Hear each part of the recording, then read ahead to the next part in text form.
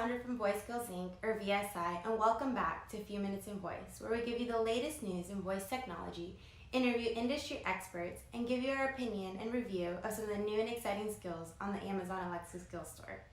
Today's episode will feature Nick Saka, where he will be sharing his journey as an Alexa developer. We will also be reviewing Apache Wild.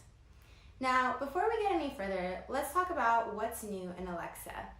The only thing that I could really find that is new this week is that Alexa allows you to ask to call audible. So what does that mean? That means that you can simply say, "Hey Alexa, call audible," and you're able to scan through the million of audiobooks that are on the Amazon Alexa Skills Store. So before we go any further, let's hear what Nick Saka has to say about being an Alexa developer. Hey, how are you, Nick? I'm doing pretty good, just hanging out up here in Detroit. Oh, nice. Well, thanks for taking some time to talk to us here at VSI. Could you start off a little bit by telling us who you are? Yes, my name's Nick Saka, and I am a 18-year veteran of the U.S. Coast Guard, and I just recently got into Alexa skill building, probably about 2.5, 3 years ago, whenever the SDK came out. I'd like to consider myself a little bit less than an intermediate, but I know just enough to be dangerous. Oh, nice. So were you a developer prior to this, or is this just something that piqued your interest and you were looking to do? It's something that piqued my interest. I tried to do iOS development, but that's really tough. I mean, Oh, yeah. yeah, whenever I compare iOS development to voice development is still in its beginning stages. It's just starting to grow. Whereas iOS, you have to catch up on people who have almost a decade of experience on you. So it's really tough to find a wedge into that field. So with voice development, it was rather easy because I'm growing with the actual platform itself. Oh, that's awesome. So, you give hope to people like me that are just learning or people that are looking to enter the space. It's still the wild, wild west. Exactly. It's still Wild Wild West. Nobody's actually paved those roads yet. So it's still, you're still able to get in on the ground floor. I believe so, at least for the meantime. Yeah, no, I think I would agree with you. And that's pretty exciting. I think a lot of people are trying to navigate the landscape and figure out kind of what's the best tools to use or maybe method to develop a skill.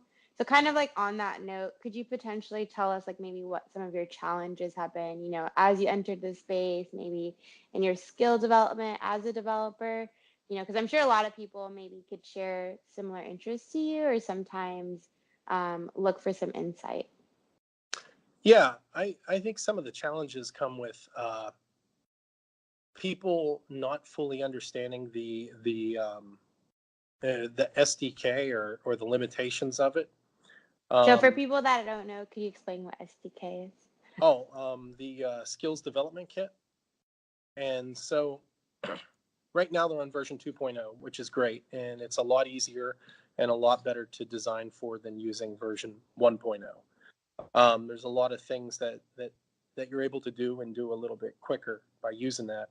But what's challenging is being able to explain what the actual technology's limitation is, and just getting those points across to potential customers or clients. So you feel like it's a limitation from the skills development kit? Mm-hmm. Because certain people will ask for certain stuff. It could be a client who asks for a product or the skill to do some sort of ability that just isn't there yet. And you may be able to do it through third-party means, but from my experience, if you use something that's third-party, like foreign to Amazon, I just feel that you're taking a chance. You're putting another hand in the pot. Right. I like to stick with AWS. I like to stick with the developer console. I like to kind of keep it all in-house. That's one of the reasons why, and I don't know any of the developers have been on to the developer kit lately, but they have a block that's set aside for code. And they're going to get to the point where you're actually going to be able to design skills within the actual developer console, which I think is going to be phenomenal, because I hate how I have to bounce back and forth between AWS and the developer console. To have that all done in one house is going to be nice. But there's going to be some a learning curve to it. Like I haven't even looked at that as a potential yet. Oh yeah, no, we're all learning in this space. So, it's good to know that people like you, even that you have been in this space, like kind of boots on the ground, that you are also still struggling. So I know, like we talked a little bit earlier about, some of the struggles you've had in terms of people using your skills. So could you maybe like elaborate a little bit about that? I know you've developed a lot of skills on the Lexus Skills Store, but a lot of challenges that people are having is like, how do you get people to utilize those skills, or how do you know if the skill you're creating is something that people actually want? Yeah, I think what you have to do is you have to ask yourself a couple questions. And the first one is, can she already do this? So if you don't want to spin your wheels and get crazy and waste days of coding. If you're trying to get a Bitcoin price, and you could just ask her, hey, what's the price of Bitcoin? She's going to give that to you anyhow. So you got to look at what she can't do, and you got to try to capitalize on that. And as far as marketing goes, I say that you have to self-market yourself. Every single Facebook group that pops up that has Amazon, that has her name involved, you should be a part of, and post to grind that axe, and be on LinkedIn, be a power, or be a voice in the community, and say, listen, this skill came out, this is what makes it unique. And that kind of goes back to our skill that we had developed in Christmas time, Dear Santa, and the ability for kids to actually request stuff.